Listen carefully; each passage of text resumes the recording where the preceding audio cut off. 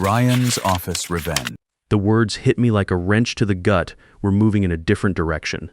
Bob, Garrett Williams said, not even looking me in the eye. 18 years of busting my tail for this company, and this is how it ends. I adjusted my work gloves, a habit I'd picked up in the Army that stuck with me through 2 decades in the warehouse business.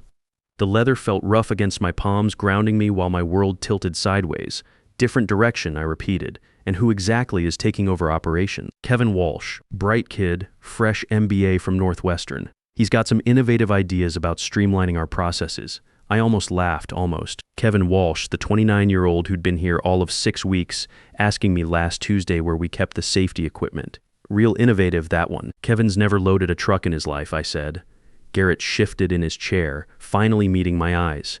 That's exactly why we need him, Bob. Fresh perspective, no preconceived notions about how things should be done. My name is Robert Martinez, I'm 54 years old, and I've been moving freight since I got out of the Army at 22. Started on the loading dock, worked my way up to regional operations director through sweat, practical knowledge, and building relationships with every union rep, driver, and warehouse supervisor from here to Detroit. But apparently, none of that matters when you can cut costs by hiring some kid fresh out of business school. I've prepared a new position for you, Garrett continued, sliding a folder across his desk. Senior consultant. You'll keep your benefits, and we'll need your institutional knowledge during the transition. Institutional knowledge, like I was some piece of equipment being phased out, but kept around for spare parts. The drive home felt longer than usual. Linda was in the kitchen when I walked through the door, grading papers from her 3rd grade class. She looked up when she heard my keys hit the counter harder than normal. How was your day, she asked, but her eyes already told me she knew something was wrong. They gave my job to Kevin Walsh. Her pen stopped moving. The MBA kid who started last month 6 weeks ago, but who's counting? I sat down across from her at our kitchen table. The same one where we'd made our budget plans, celebrated Carlos's acceptance to trade school, and figured out how to refinance the house when times got tight. What does this mean for us? Linda asked. Always the practical one. They're keeping me on as senior consultant. Same benefits, probably 75% of the pay. I adjusted my gloves again, pulling them off and setting them next to her papers. 7 years left on the mortgage. Carlos needs his tools for the electrician program. Your pension from the school district won't kick in for another 8 years. Linda reached across and covered my hand with hers. We've been through worse, Bob. Remember when the plant closed in 9? We figured it out then. This is different. I built that operation from nothing. Our safety record, our delivery rates, the relationships with the union guys. That's all me. And they're handing it over to someone who thinks freight logistics is about optimization algorithms. So what's your plan? I looked at my wife of 24 years. You know me too well. You always have a plan, even when you don't think you do. That night, I lay in bed staring at the ceiling, listening to the familiar sounds of our neighborhood, the Kowalski kids next door getting ready for school, old Pete starting his diesel pickup for his 4 a.m. shift at the steel plant. Normal sounds from a normal world where people worked with their hands and earned their paychecks through sweat and skill. But things were changing, had been changing for years. The young guys coming up didn't want to learn the trade from the ground up. They wanted shortcuts, automation, efficiency improvements. They didn't understand that moving 40-ton loads safely wasn't about spreadsheets. It was about experience, relationships, and respect for the equipment. The next morning, I watched Kevin set up in my old office, the one with the view of the loading bays where I could keep an eye on operations. He hung his MBA diploma right where my safety awards used to be. Kid probably couldn't tell a forklift from a pallet jack, but he had a degree, so what did I know? My new workspace was a desk in the corner of the main office area. No window, no direct view of the warehouse floor. A clear signal that I was now advisory staff, not operational leadership. At 8 a.m. sharp, Kevin called his first all-hands meeting. The warehouse guys filed into the conference room, steel-toed boots scraping against linoleum, hard hats tucked under arms. These were my people, men who'd been moving freight since before Kevin was born. Tommy Russo, who could back a 53-footer into a loading bay blindfolded. Jimmy O'Sullivan, who knew every truck in our fleet by its particular engine sound. Anna Kowalski, who could track inventory better than any computer system. Good morning, team, Kevin said, his voice too bright for a Monday morning in a warehouse. I'm excited to implement some efficiency improvements. I've been analyzing our throughput metrics, and I see significant optimization opportunities. I sat in the back, watching Tony Benedetti's face. Tony had been our union shop steward for 15 years. When Kevin started talking about right-sizing our workforce and eliminating redundancies, Tony's jaw got tighter with each corporate buzzword. Excuse me, Tony interrupted. What exactly do you mean by right-sizing? Kevin smiled that fresh-faced MBA smile. Well, Tony, our current staffing model shows inefficiencies. We're overstaffed in several areas. Overstaffed. Tony's voice went flat. You mean laying people off? Optimizing our human capital allocation, Kevin corrected. Like that made it better. I adjusted my gloves again, feeling the tension in the room ratchet up another notch. These guys had families, mortgages, kids in school. They weren't human capital. They were skilled workers who knew how to move 40-ton loads without killing anyone. Let me be clear about something. Tony stood up, his voice carrying the authority of someone who'd been dealing with management for longer than Kevin had been alive. These men have been doing this job safely and efficiently for years. Tommy, there hasn't had a single incident in 12 years. Jimmy knows every truck in this fleet better than the manufacturer's specs. You want to optimize? Start by understanding what we actually do. Kevin's smile faltered slightly. I understand the concern about change, but modern logistics requires data-driven decision-making. We can't rely on outdated methods just because they're familiar. Outdated methods. Jimmy O'Sullivan's voice cut through the room. Kid, I was loading trucks when you were in diapers. You think your spreadsheet knows better than my 20 years of experience? I watched Kevin's face redden. The kid was learning his first lesson about warehouse culture. Respect is earned, not assigned by title. I think we should focus on the opportunities ahead, Kevin said, trying to regain control. Now I've identified several areas for immediate improvement. First, we're going to streamline our loading protocols. I've developed a new system that should reduce loading time by 15%. Anna Kowalski raised her hand. What about weight distribution? Our current system ensures proper load balance for safety. The new system accounts for efficiency first. We can address other factors as needed. The silence that followed was deafening. Every person in that room knew that improper weight distribution could kill a driver or destroy a load. But Kevin was focused on his efficiency metrics. After the meeting, my phone buzzed with messages. Tony, this kid's going to get someone hurt. Jimmy, does he even have a CDL? Anna, my grandmother knows more about logistics. I typed back the same response to all of them, give it time. What Kevin didn't understand, what they never taught him in business school, was that our operation ran on relationships. The drivers trusted our loading crews because they knew we wouldn't overweight their rigs. The union worked with us because we respected safety protocols and treated people like professionals, not line items. Our clients stayed loyal because when something went wrong at 2 a.m., I answered my phone. 3 days later, Kevin implemented his first optimization. He cut the loading crew from 6 guys to 4, despite my recommendation to maintain full staffing during the transition period. I'd seen this before: new management trying to show immediate results through cost cutting. Bob, Kevin appeared at my desk that afternoon, panic creeping into his voice. We've got a problem. The Detroit shipment is running 3 hours behind. I looked up from the safety reports I'd been reviewing. That's the Midwest manufacturing load. Yeah, they're threatening to pull their contract. Something about delivery guarantees. I set down my papers. Midwest Manufacturing had been with us for 12 years. Their logistics manager, Jim Morrison, was a 30-year Army veteran who'd started as a truck driver and worked his way up. We understood each other. Midwest values reliability above everything else, I explained. They've built their production schedule around our 99.2% on-time delivery rate. When we miss windows, their entire operation gets disrupted. Can you call them? Smooth things over? I considered him for a moment. This was exactly what I'd expected. Create a problem, then ask the old guy to fix it. I could reach out to Jim Morrison, I said. We've got history. Morrison, right? That would be great. Really appreciate it. When I called Jim that afternoon, the conversation went exactly as I'd anticipated. Bob, what the hell is going on over there? My production line is sitting idle because your new efficiency expert can't figure out how to load a truck on time. Growing pains, Jim. You know how it is with new leadership? New leadership? Jim's grunt said everything. This the MBA kid I heard about? Kevin's got some innovative ideas about optimization. Another grunt. Let me guess, cut the crew, speed up the process, ignore the details that actually matter. Something like that. Bob, I've been in this business long enough to know the difference between improvement and corner cutting. Your crew has been solid for years. What changed? I looked across the office at Kevin, who was frantically going through loading schedules on his computer. Management decided we needed fresh thinking. Fresh thinking doesn't mean much if the trucks don't show up when they're supposed to. Look, I'll give you guys another chance because of our history, but if this becomes a pattern, I'll have to consider other options. After I smoothed things over with Jim, Kevin was all smiles and gratitude. That was incredible, Bob. How did you manage that? Relationship building, it takes time, right?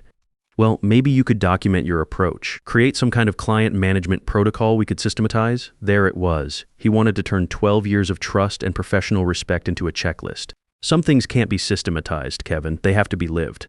2 weeks into Kevin's reign, we had our first safety incident. Nothing serious, a minor forklift collision in Bay 3. But it happened because Kevin had reorganized the traffic flow without understanding why we'd set it up the way we had in the first place. I designed that traffic pattern after watching operations for 6 months when I first became operations director. Every turn, every intersection, every sight line had been planned to prevent exactly this kind of accident. But Kevin saw inefficiency where I saw safety. The OSHA inspector was not impressed. This traffic pattern violates basic safety protocols, she told Kevin during the walkthrough. Who authorized this layout change? Kevin's confidence evaporated. I optimized it for efficiency based on flow analysis.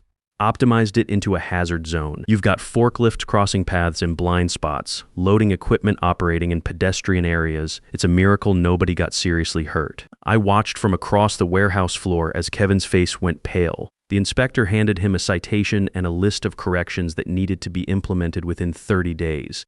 The fine alone would eat into his efficiency savings. The insurance implications would be worse. That evening, he cornered me in the parking lot as I headed to my truck. "Bob, I need your help." "This safety thing, how do I fix it?" I stopped walking toward my truck. The parking lot was nearly empty, just a few cars belonging to the night shift guys. The overhead lights cast long shadows between the vehicles. "You restore the original traffic pattern," I said. "It was designed by someone who'd actually worked a forklift for 20 years. But the efficiency metrics show mean nothing if someone gets killed, Kevin." He ran his hand through his hair, looking younger than his 29 years. "They didn't teach this stuff in business school." "No," I said, opening my truck door. "They didn't." The next morning, Kevin quietly implemented my traffic flow recommendations. The loading times went back to normal. The union guys stopped grumbling about safety violations, and I started getting more requests for advice. But here's what Kevin and Garrett didn't realize. Every problem they created, every crisis I had to manage, every relationship I had to repair was teaching me something valuable. I was learning exactly how much this operation depended on knowledge that existed nowhere in their fancy databases. The relationships with drivers who'd been running our routes for years. The understanding of which clients needed what kind of handling Jim Morrison's military precision. The Peterson brothers' family trucking operation that valued personal touch. The Sullivan transport guys who appreciated straight talk and no corporate nonsense. The network of union contacts who could make or break efficiency during contract negotiations. The practical knowledge of equipment maintenance that kept our fleet running while our competitors dealt with breakdowns. All of it was in my head, built over 18 years of actually doing the work. That weekend, Linda and I were sitting on our back porch, watching our neighbor Pete work on his classic Camaro. Carlos was home from trade school, tools spread out on our kitchen table as he practiced wiring techniques for his electrical program. "Dad," Carlos called from inside. "Can you help me with this circuit diagram?" I went inside and looked over his shoulder.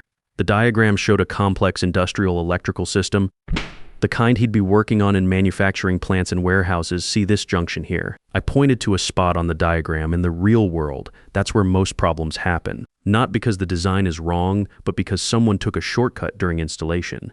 Carlos nodded, making notes, like the safety flow thing at your work. Exactly like that. Kevin saw inefficiency in the system. But what he didn't see was why we designed it that way in the first place. So experience trumps education. I thought about that for a moment. Experience trumps theory. Education is important, but it's not the same as understanding how things actually work. Linda appeared in the doorway. "Speaking of work, Garrett Williams called, wants to meet with you Monday morning."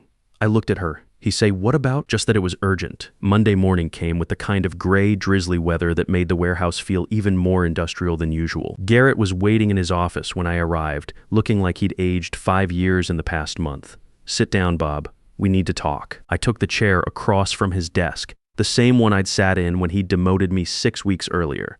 This time, his corporate confidence was nowhere to be seen. "The board is asking questions about our performance metrics," he said without preamble. "Customer complaints are up 40%. We've had 2 safety violations.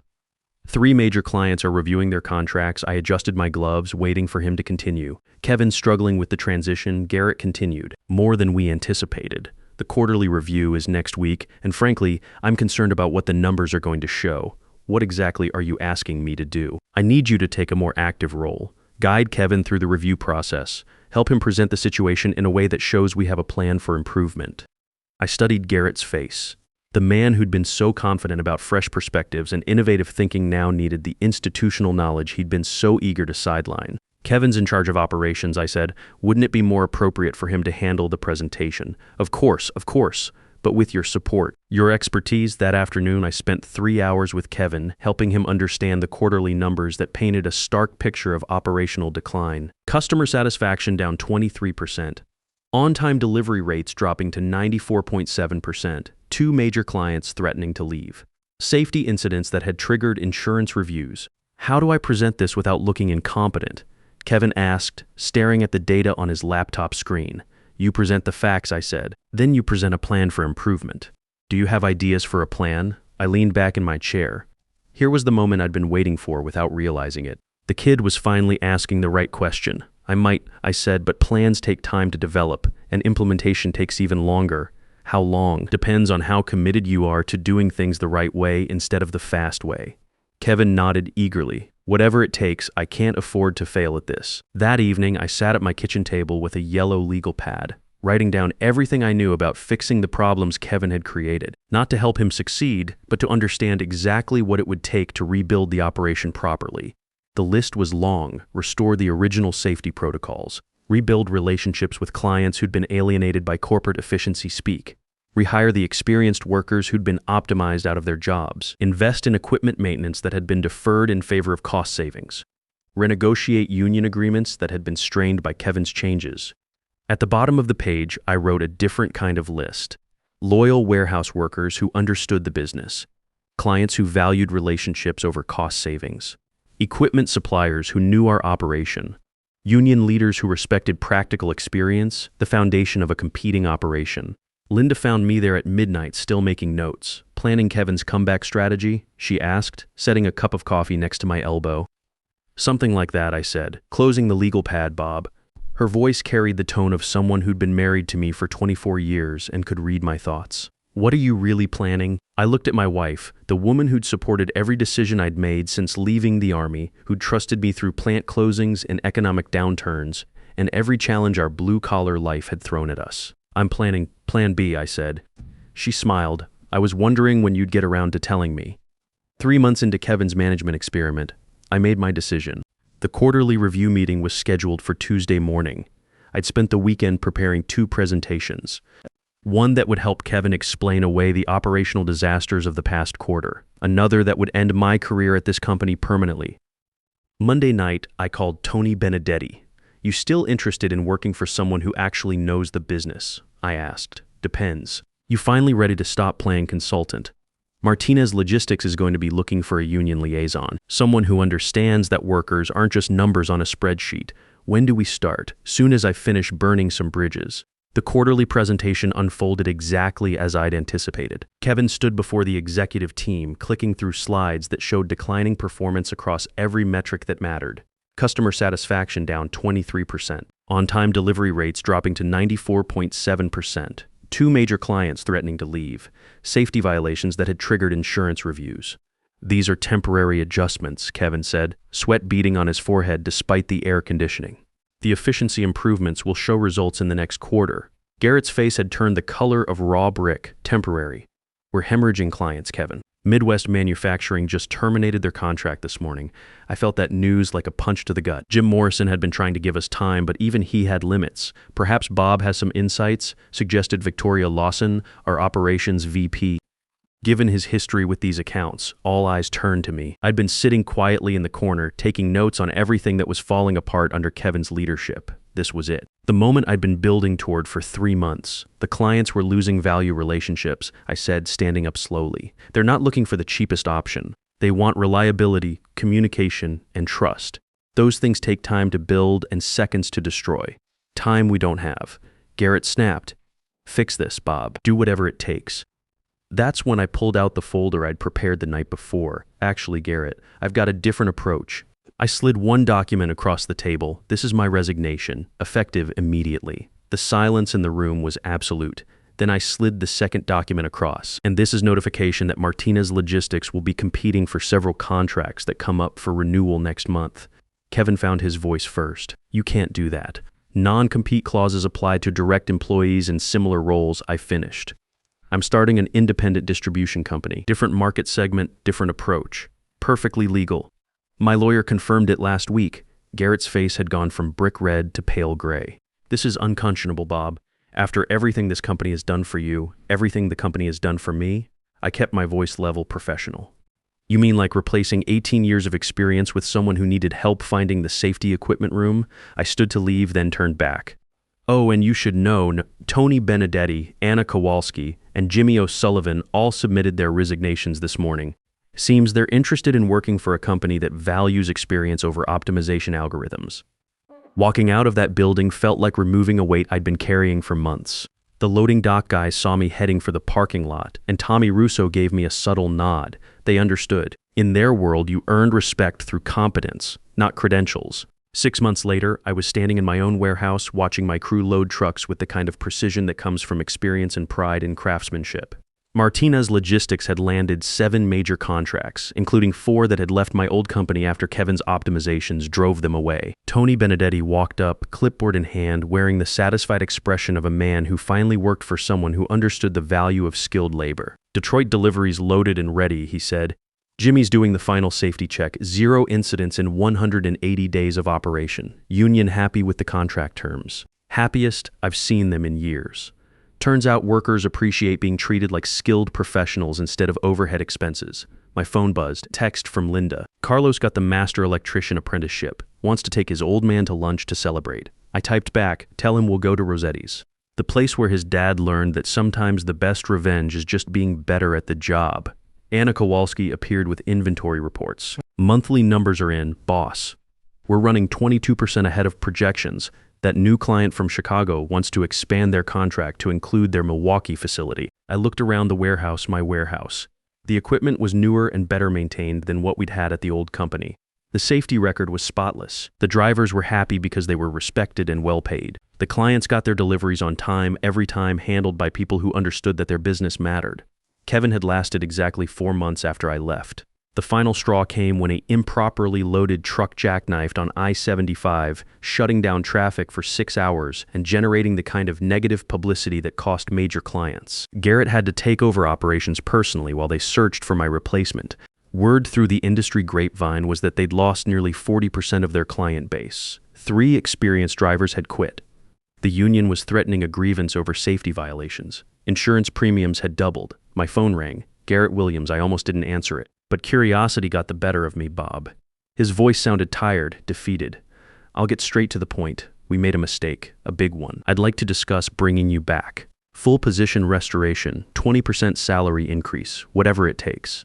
I looked out at my loading dock where Jimmy O'Sullivan was training 2 new hires on proper cargo securing techniques, passing along knowledge that couldn't be learned from a manual. I appreciate the call, Garrett, but I'm not available. Come on, Bob, let's be practical here. You've made your point. This isn't about making a point, I said, adjusting my work gloves. This is about building something better. Something that values what people know, not just what they studied. After I hung up, I walked out to the loading dock. Carlos was there picking me up for lunch in his work truck. My son, the electrician apprentice, learning a trade the way trades should be learned, through experience, mentorship, and respect for the craft. Ready to go, Dad? I looked back at the sign over the warehouse entrance, Martinez Logistics, built on experience. Yeah, I said, I'm ready. Sometimes the best plan B isn't revenge. It's proving that what they didn't value was exactly what the market needed.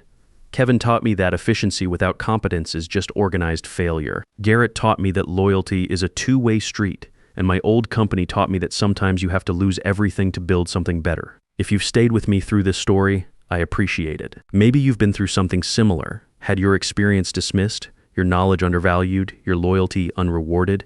Here's what I learned. The market always recognizes real value, even when your current employer doesn't. Sometimes the best response to being underestimated isn't anger or bitterness. It's building something so successful that your competence becomes undeniable. Your experience matters, your relationships matter, and there's always a plan B if you're willing to bet on yourself.